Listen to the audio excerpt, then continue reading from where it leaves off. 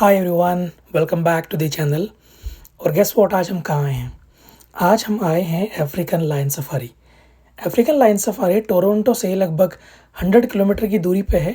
शायद 2 घंटे की ड्राइव में आप यहाँ पहुँच सकते हैं। अफ्रीकन लायन सफारी, अगर आप गूगल करेंगे इसको, तो इसकी जो लोकेशन है वो आपको हैमिल्टन और कैम्ब्रिज दोनों में दिखाई देगी। बहुत बार लोग कंफ्यूज होते हैं कि ये हैमिल्टन में है या कैम्ब्रिज में है। और जब मैंने पहले सुना था तो मुझे लगा था शायद दोनों जगह पे लायन सफारी है, लेकिन मैं थोड़ा सरप्राइज भी था कि ऐसा कैसा पॉसिबल है कि दो सिटी इतने नज़दीक हो और उन दोनों में लायन सफारी हो।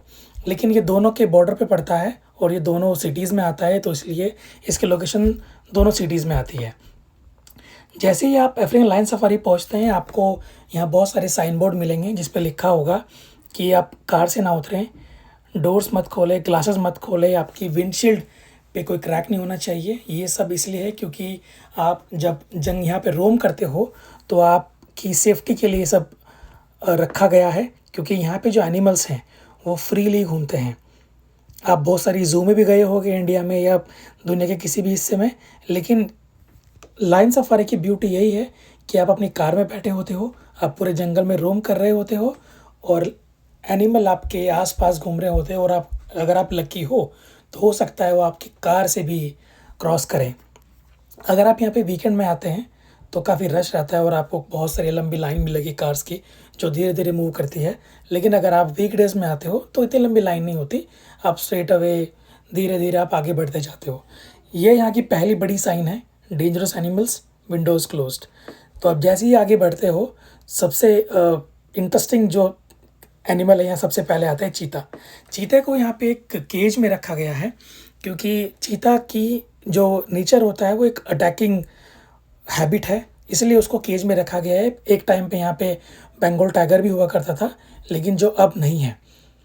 अफ्रीकन लायन सफारी की जो सबसे हाईलाइट है वो है यहाँ के अफ्रीकन लायन। यहाँ पे दो तरह के लायन है, एक अफ्रीकन लायन और एक वाइट लायन।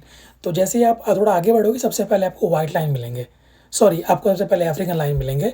और इनको एक तरह के प्लेटफॉर्म बनाया गया है इनके एक एरिया में, और एक पत्थर का प्लेटफॉर्म है दोनों तरफ, लेफ़्ट और राइट, और ये इस पे बैठे रहते हैं। बहुत देर तक हम लाइन में खड़े रहे यहाँ पे और कोई मूवमेंट नहीं कर रहे थे ये लोग। यहाँ पे शायद कुछ एक दो शेर है और बाकी शेरनी है, तो शेरनी ने काफ़ी देर के बाद कोई मूवमेंट की और वो ऊपर प्लेटफॉर्म से उतर के नीचे आई। तो मुझे पहले एक बार को ये लगा कि शायद ये कोई मीट का पीस है जिसको ये खाने का ही है, लेकिन शायद ये मीट का पीस नहीं था। उसके बाद जब जैसे ही इसने टर्न लिया तो मुझे लगा कि शायद ये हमारी कार की तरफ आएगी तो थोड़ा हमको और क्लोज लुक मिलेगा, लेकिन इसने थोड़ा वापस दूसरे मीट की पीस को तरफ अपना रुख कर लिया था। जो चीज़ मैंने यहाँ पे देखी है वो ये कि थोड़ी बहुत जो एक्टिव होती है वो शेरनी होती है। शेर तो मोस्ट प्रोबेबली सुस्त रहता है, आराम से सो रहा होता है, उसको मतलब नहीं है कि लोग मुझे देखने आ रहे हैं या नहीं आ रहे। लेकिन इस शेरनी की इस मूवमेंट ने तो जितने भी लोग यहाँ पे लाइन में लगे हुए थे हमारे आगे और पीछे, उनका यहाँ पे आना थोड़ा सा है वाजिब कर दिया था कि हाँ चलो ठीक है, हमको शेर की या शेरनी की मूवमेंट देखने को मिली।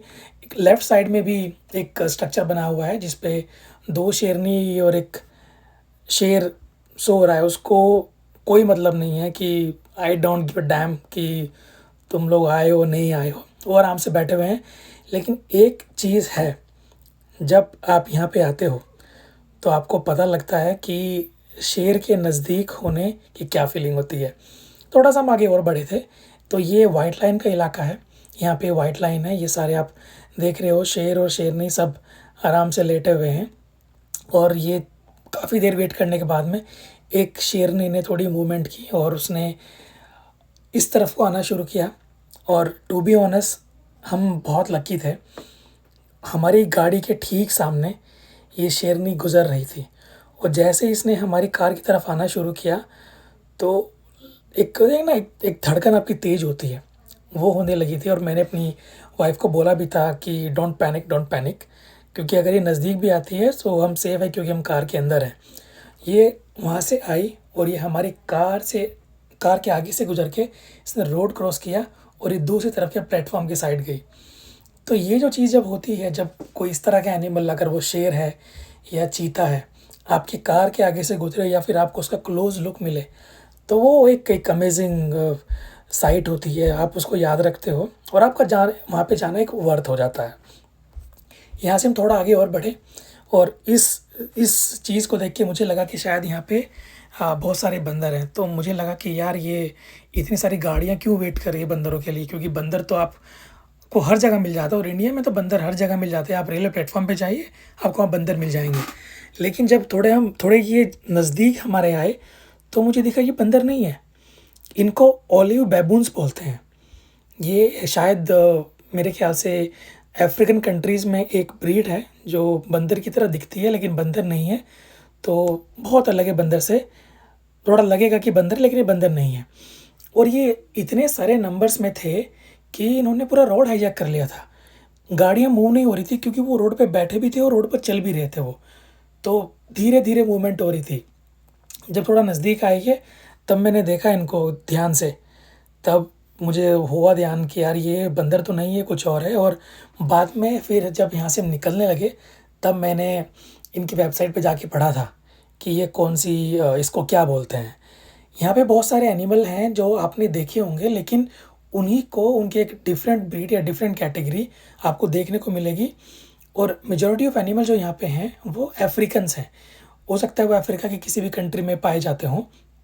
आपने भी जो पीछे एक गाय देखी थी उसको उसको भी एक कुछ बोलते हैं, वो मैं भूल गया हूँ अभी उसको क्या बोलते हैं, लेकिन आप उसको बोल सकते हो कि एक कैटल वाली कैटेगरी है वो।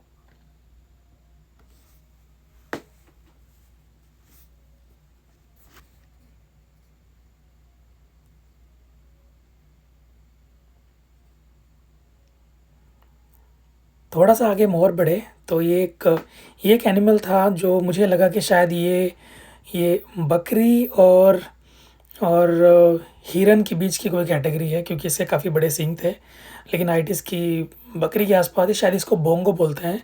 और ये भी एक अफ्रीकन एनिमल है, बहुत खूबसूरत सा था। इस पे इसकी जो बॉडी पे जो ये जो लाइंस हैं ये थोड़ी सी मुझे ज़ीब्रा वाली फीलिंग दे रही थी। लेकिन ये भी एक कैटल की कैटेगरी वाला जानवर है जो आराम से घास खाता है, घास चरता है।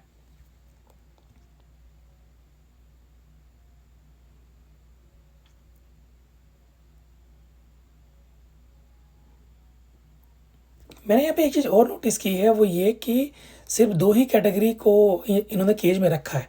एक वो जो अटैकिंग है और दूसरे वो जो अपना डिफेंस नहीं कर सकते।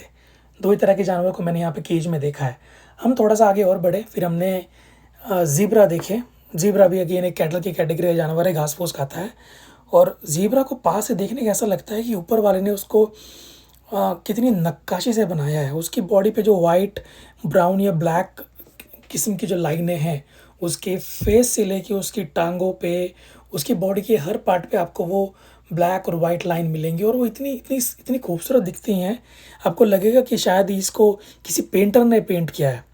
तो ये ऊपर वाले की कुदरत है, उसने कुछ एनिमल्स को इस तरह से बनाया है। इसी एरिया में और बहुत सारे कैटल कैटेगरी के जानवर थे यहाँ पे, जैसे कुछ शीप कैटेगरी की कुछ कैटल थी और कुछ थोड़े और उसी कैटेगरी के जानवर थे। बहुत सारों के नाम ऐसे होते हैं कि हम हैबिचुअल नहीं हैं उनको लेने के। तो वेबसाइट पे जाके इनकी देखा तो मुझे याद आया। और इसी एरिया में हम जब थोड़ा आगे बढ़े तो ये थे जिराफ। जिराफ को मैंने अपनी लाइफ में पहली बार देखा इतने नज़दीक से। मैं एक बार दिल्ली ज़ू गया था और लेकिन दिल्ली ज़ू में जो उस वक्त जिराफ था वो बहुत दूर था, तो मैंने उस कोने में था एकदम, क्योंकि काफ़ी बड़ा एरिया होता है जिराफ का। इतना जाइंट होता है ये, तो आपको लगता है कि शायद अगर आप 2 फ्लोर की छत पे भी खड़े हो तो भी आपको जिराफ अपने फेस से टच कर ले। लगभग 9 से 8 से 10 फीट की तो इसकी गर्दन ही होती है। बहुत बड़ा जानवर है। और इसको आई गेस पानी के अलावा अगर आप व्हेल को हटा दो तो जिराफ ही सबसे बड़ा जानवर है जिसकी हाइट इतनी ज़्यादा होती है। हाथी बहुत बड़ा होता है लेकिन जिराफ बहुत बड़ा होता है क्योंकि उसकी हाइट बहुत लंबी होती है।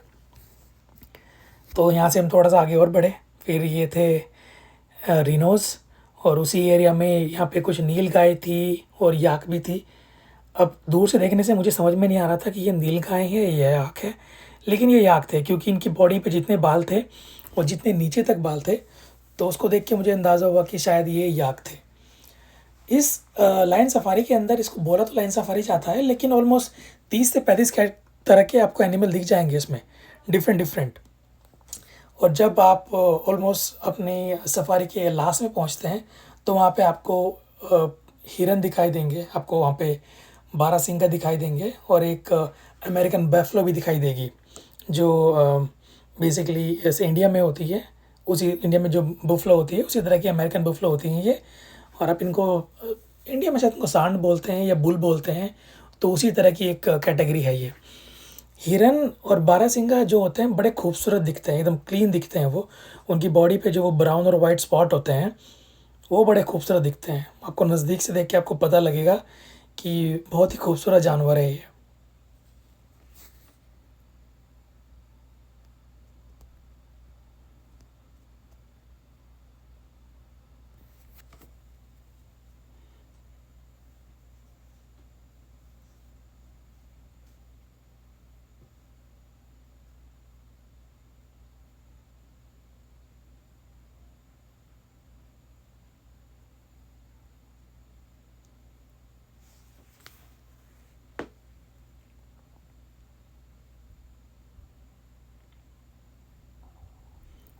तो जब हमने ऑलमोस्ट सारे एनिमल्स की साइट सीइंग कर ली थी, उसके बाद हमने थोड़ा लंच किया, क्योंकि ऑलमोस्ट 2 ढाई घंटे हम वहाँ पे थे, क्योंकि गाड़ियाँ धीरे धीरे मूव हो रही थी।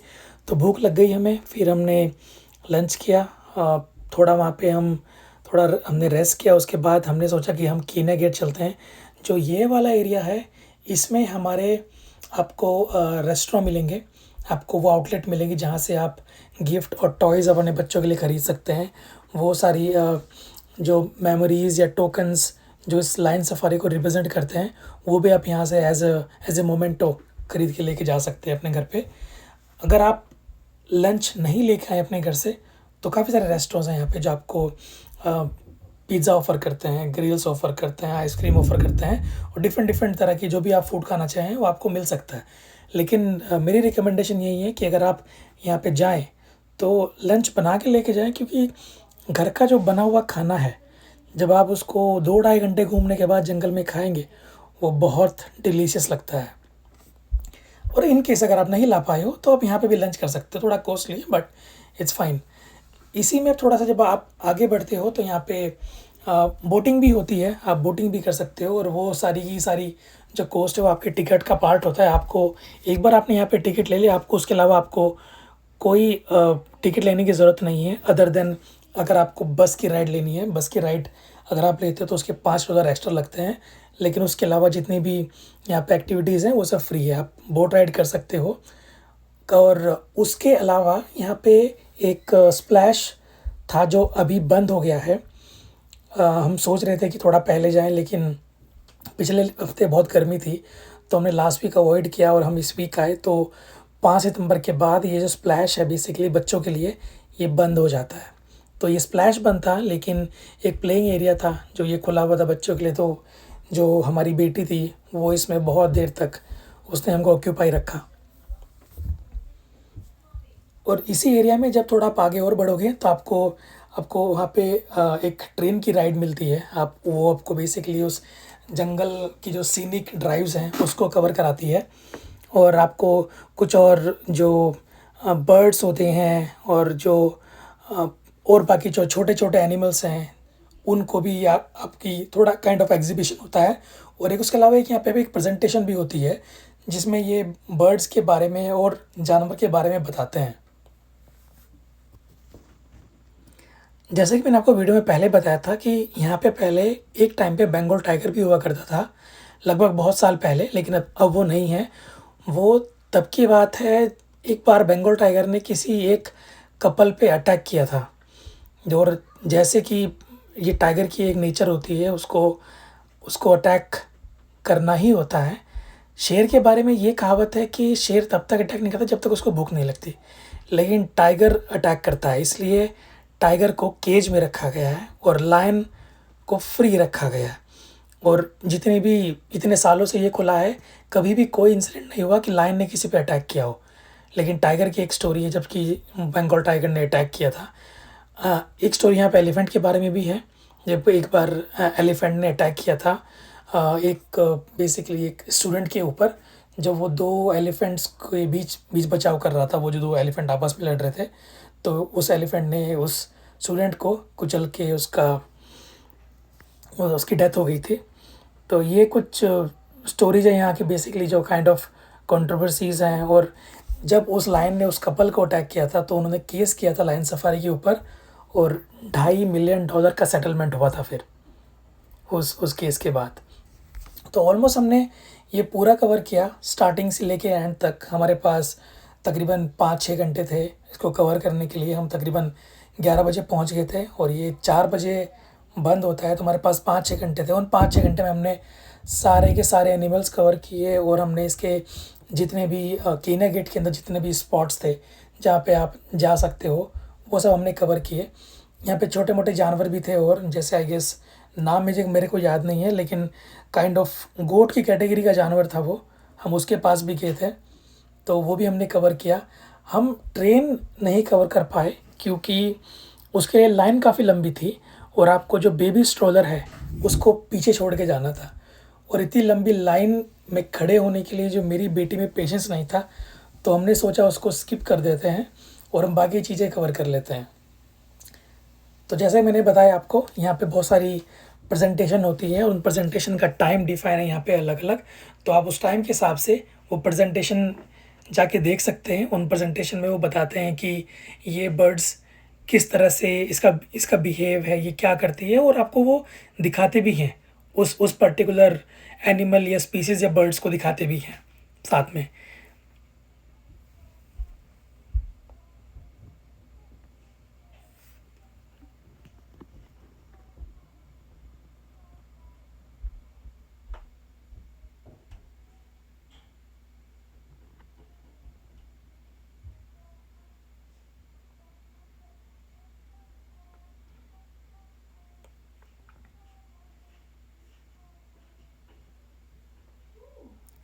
ये मुझे समझ में नहीं आया इस एनिमल को क्या बोलते हैं, लेकिन लोग इनको फीड बहुत करा रहे थे। ये पता नहीं कौन सी कैटेगरी थी, इसका मुझे डिटेल्स भी नहीं मिली कोई इनके वेबसाइट पे कि इसको क्या बोलते हैं। एक दो तीन एक एक और कैटेगरी थी यहाँ पे जिसको उन्होंने कोने में रखा था, पता नहीं उसको उन्होंने अलग क्यों रखा था। वो जो थोड़े भाई साहब थे, थोड़े गुस्से में थे वो, कि उन्होंने मुझे अलग क्यों रखा है।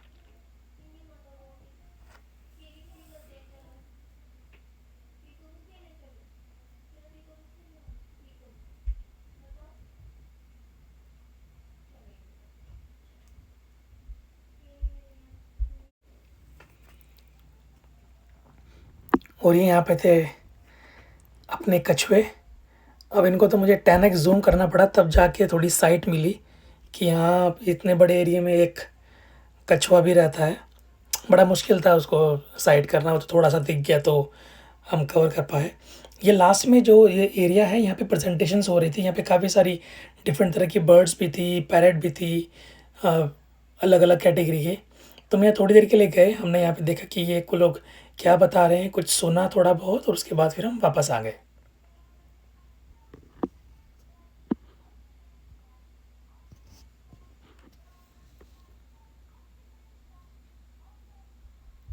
helps us and all the other species in our ecosystem as well. Now we here at African Lion Safari share Croton's passion for a greener planet. We've switched to biodegradable straws from plastic-based to paper, and the benches that you'll see in the park today are actually made of